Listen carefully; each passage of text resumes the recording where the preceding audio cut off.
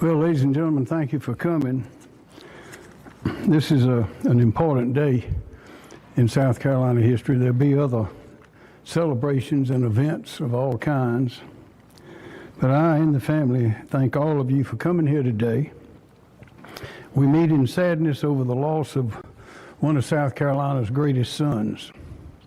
Here we also gather together to celebrate what this self-described poor boy from a small town, rural town in South Carolina accomplished through grit, determination, and character for his state, for his country, and for his world. Lindsey Graham recognized the greatness of America and her obligations to a dangerous world. Lindsey Graham recognized the seriousness of his work, but also the value of humor and a light-hearted spirit. Lindsey Graham understood the hopes, dreams, and needs of his state and delivered for his state every time. Presidents, paupers, famous or forgotten, he treated us all the same.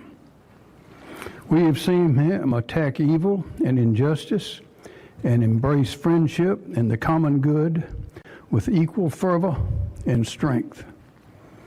Yes, we are going to miss Lindsey, but we will always remember his quickness, his laugh, and what he has done for us and the world. As he described himself, this poor boy from a little town in South Carolina. Today, under the law, it's my duty and honor to name someone to serve in the place of this irresistible man, this irreplaceable man, this extraordinary man for the remainder of his term. Lindsey took care of his little sister in years long departed. It's my honor to ask his little sister, Darline Graham, to finish his work for him now. And by the way, Darline, I don't know if I told you, but after we spoke on the phone in the wee hours of Sunday morning, and you agreed to serve through tears, earlier, I had wondered what you would say, and I was humbled by your quickness to see the duty that you had to serve. And I called the president afterwards, and he thought it was a great idea. And I'm sure that everyone here does as well. Darline, little sister, come forward, please.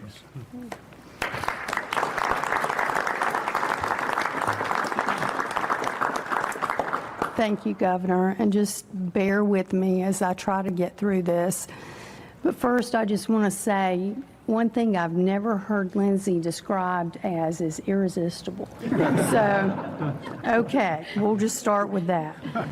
But first, I would like to thank everyone who has called and reached out over the past couple of days. I can't tell you how much it's meant to me and our family. I know Lindsey was loved and respected by many, and I greatly appreciate the memories and even the funny stories that have been shared. These shared experiences, along with our faith, have gotten us through these past 2 very difficult days.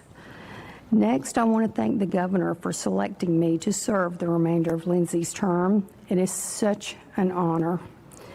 Lindsey has always been there for me, and now I will be there for him.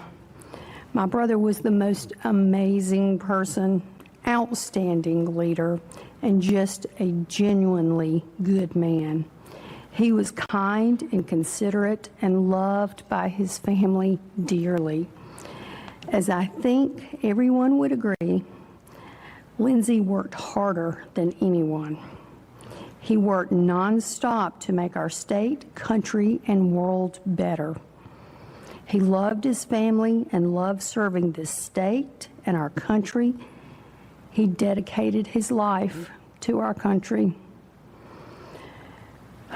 It is such a privilege to get to finish some of his important work, and I promise to work hard over the next several months to support the President and carry forward the efforts of my brother on behalf of the citizens of South Carolina and the United States. I know Lindsey thought the world of his staff and colleagues, and with their support, I feel confident. I think this is what Lindsey would have wanted, and I plan to honor him in this way. Now to Lindsey, I miss you more than I can even put into words, but I'm going to do this. I got it. Thank you.